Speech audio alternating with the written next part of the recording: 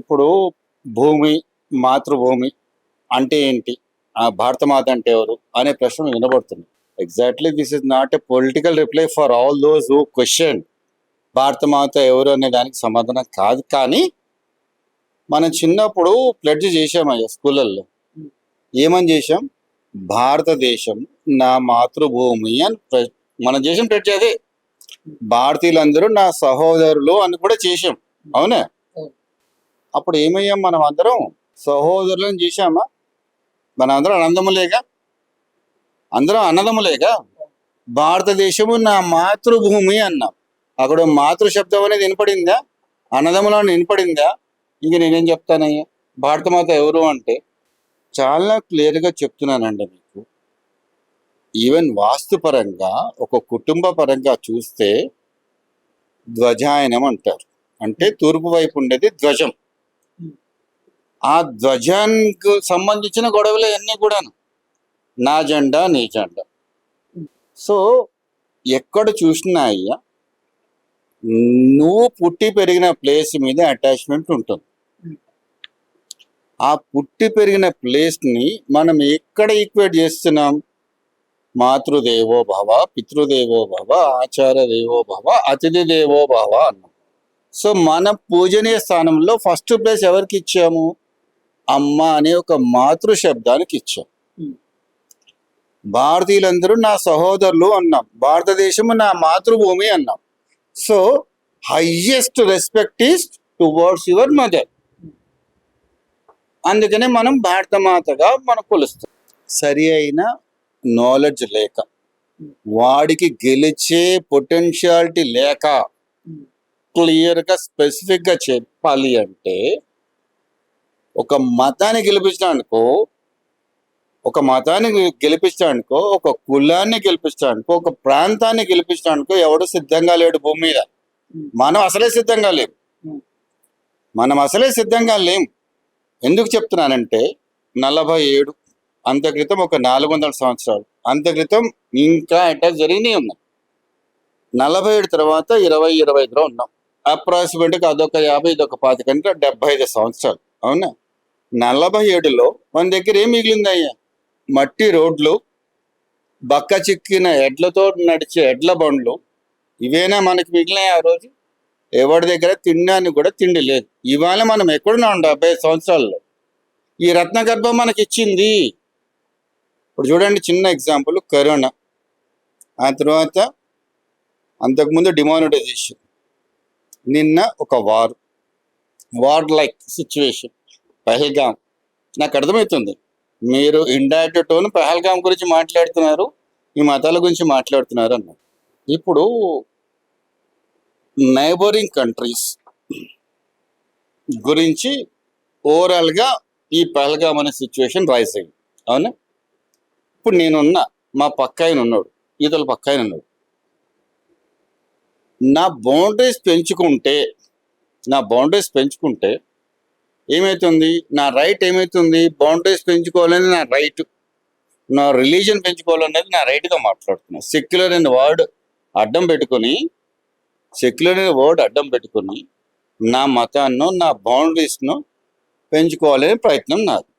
అది నిజంగా పొటెన్షియాలిటీ ఉన్న పొలిటికల్ స్టేట్మెంటా? ఎందుకు గెలుస్తారు పొలిటికల్ లీడర్స్?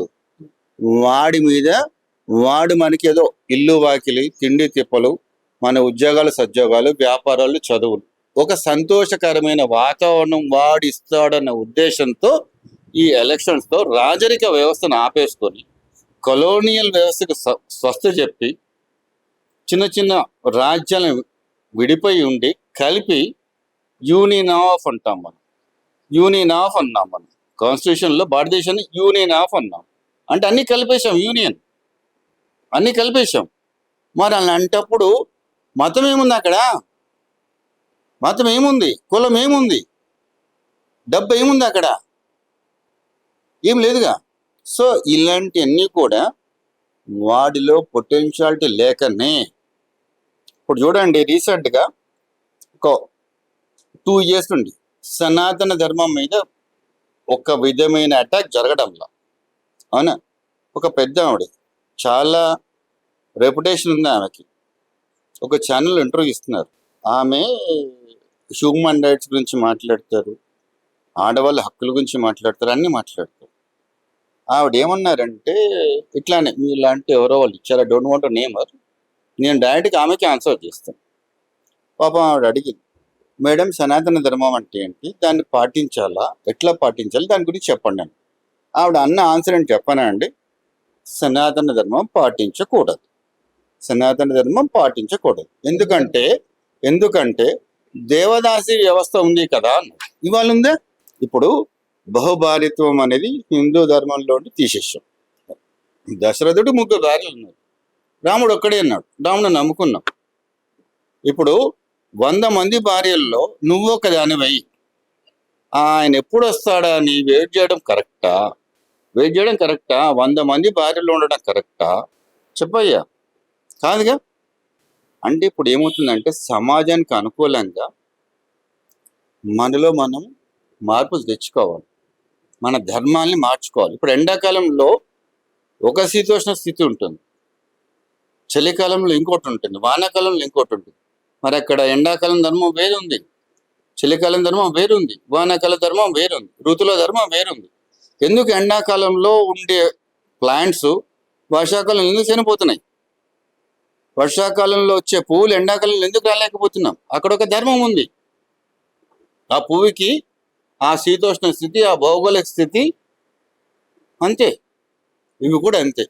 అట్లా ఇప్పుడు ఒక హిందూ అయి ఉండి జ్యోతి మల్హోత్రా గారు మరి దేశానికి ద్రోహం చేసే విధంగా అక్కడ పాకిస్తాన్కి ఇవన్నీ కూడా ఇందాక నేను అన్న చూసారా, సనాతనం పాటించకూడదని. ఆవిడ ఒక టెంపరీ హైప్ కోసం ఆ మాట వాడిస్తే నన్ను 100 మంది చూస్తారనే ఉద్దేశంతో వాడేసింది. ఇక్కడ మీరు కూడా తెలుసో తెలియకో ఒక చిన్న తప్పు మాట మాట్లాడారు, చిన్న యాడప్ చేశారు. ఆవిడ పేరేమన్నారు? జ్యోతి మల్హోత్రా. అంతవరకే జ్యోతి మల్హోత్రా ముందు ఒక మతము, ఒక కులం ఎందుకు వచ్చింది? అది చాలు వాడికి. అర్థమవుతుందా అండి?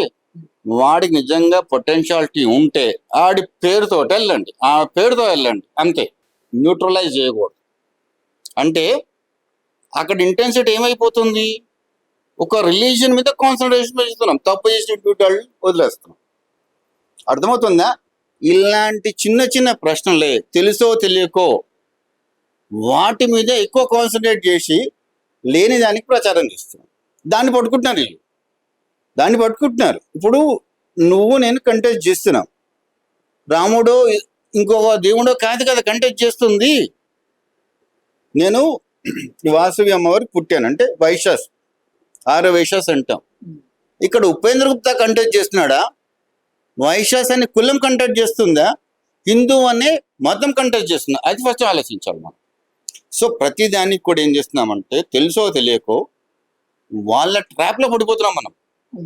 హిందువులు అందరూ, నాట్ ఓన్లీ హిందూస్. ఇప్పుడు ఎవరికి ఉండదయ్యా? ఇప్పుడు నువ్వు ఎవరికి పుట్టాలోనే ఆప్షనే నీకు లేదు, ఇక మతం అనే దాన్ని ఆప్షన్గా తీసుకుని పుట్టే అవకాశం ఉందా నీకు కానీ నాకు కానీ? కులాన్ని తీసుకుని పుట్టే ఆప్షన్ మీకు కానీ నాకు కానీ ఉంటే చెప్పండి, ఆ రోజు మాట్లాడదాం.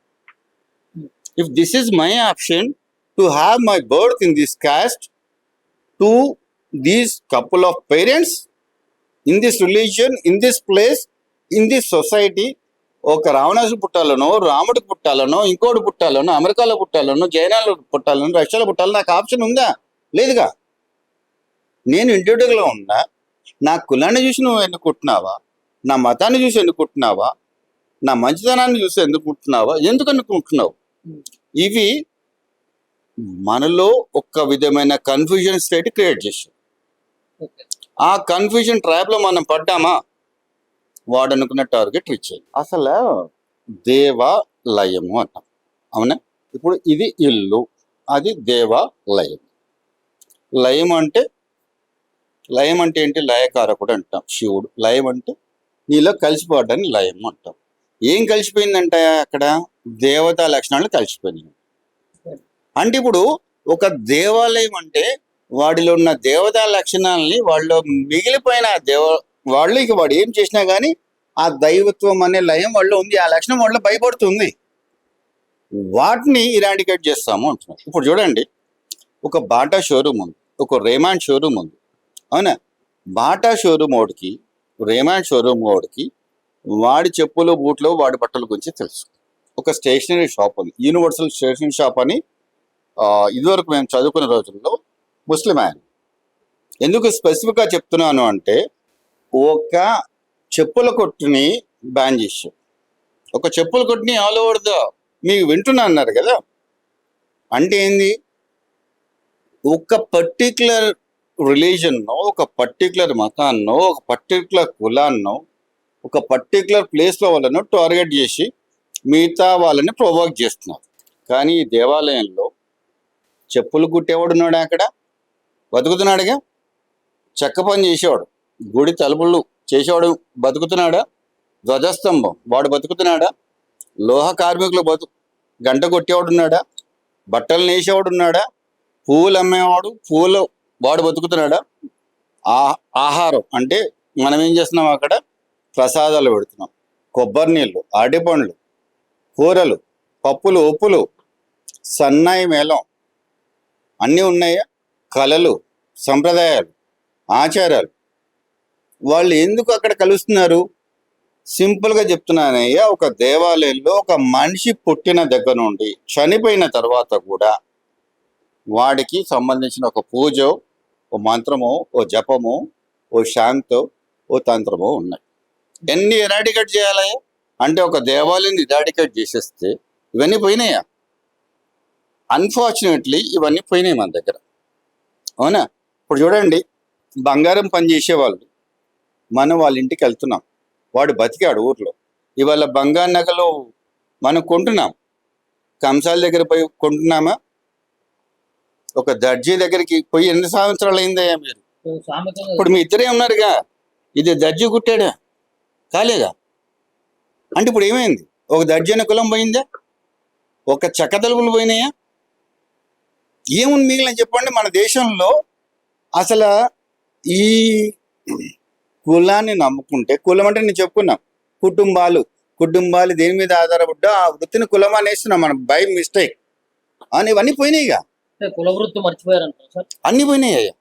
ఇప్పుడు చూడండి, తెలంగాణ గవర్నమెంట్లో గురించి మాట్లాడతాం, ఇక్కడ ఉన్నాం కాబట్టి. 1,00,000 మంది ఉద్యోగాలు ఉన్నారనుకోండి సెక్రటరియట్లో, అవునా? 89లోనో ఎప్పుడో ఒక కాన్సెప్ట్ తోటి రిజర్వేషన్స్ అనే కాన్సెప్ట్ వచ్చింది. 50% పెంచకూడదు. 1,00,000 ఉద్యోగాలు ఉన్నాయి. ఇవాళే 1,00,000 ఉద్యోగాలు నోటిఫికేషన్ వచ్చింది అనుకుందాం. ఈ కులాలను బట్టి రిజర్వేషన్లో 50,000 పక్క పెట్టేసి, ఇప్పుడు ఇందాక మనం అనుకున్నామే, వడ్రంగులు ఎంతమంది ఉంటారయ్యా? చదువుకున్న వడ్రంగులు, చదువుకున్న దర్జీలు ఎంతమంది ఉంటారయ్యా? చదువుకున్న సన్నాయి మెలవాళ్ళు ఎంతమంది ఉన్నారు? ఒక కులంలో లక్షల నిరుద్యోగులు ఉన్నారు. ఆడేమో వడ్రంగి పని చేయలేడు, ఉన్నాయి 50,000. ఏంటి ఇవ్వాలి? 50,000 పోస్టులు వస్తాయి. 1,00,000 మంది ఒకేసారి రిటైర్ కారుగా. ఎంతమంది రిటైర్ అవుతారు సంవత్సరానికి? ఓ 10,000, 5,000. సచ్చిచ్చాడి ఆ రిజర్వేషన్ నమ్మకున్నో వాడి పొటెన్షియాలిటీతో వాడి ఉద్యోగంలో కూర్చునేటప్పటికి ఎవడో పోతాడు, కోర్టుకు వెళ్తాడు, అవునా?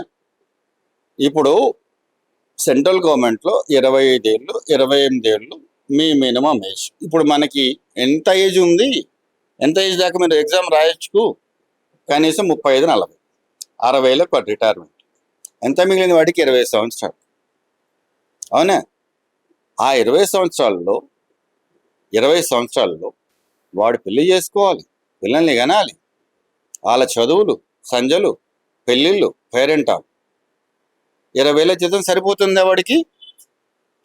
20 సంవత్సరాల జీతం సరిపోతుందా ఒక గవర్నమెంట్ సర్వెంట్కి? I'm straight away questioning to you all youth. ఆడు ఒక 5 ఏళ్ళు ఎక్స్టెండ్ చేశాడని కానీ పట్ట ఓట్లు కుమ్మేస్తున్నాం. 25 ఏళ్ళు, మ్యాక్సిమం 30 ఏళ్ళు ఉంటాయి. కనీసం 30 ఏళ్ళ సర్వీస్ మీకు మిగులుతుంది కదా. మీరు మీ ఓతు ప్రకారం మీరు చేసుకోవడానికి మీకు అవకాశం ఉంటుంది కదా. సో ఎప్పుడైతే నువ్వు ఇంజనీర్ చదివి నీ మనవరాలకి నువ్వే ఒక బంగారు తీగతోటి ముక్కు కుట్టి చెవికి ఒక పోగేస్తే నీ మనవరాలకి, నీ పిల్లలు ఎంత సంతోషపడతారు, నీకెంత I'm not saying to learn higher educations. I'm not saying not to go for technical education. సైమల్టేనియస్గా నువ్వు ఇప్పటిదాకా నీ ముందు తరాలు బతికిన దాన్ని బతికించుకో అని చెప్తున్నా.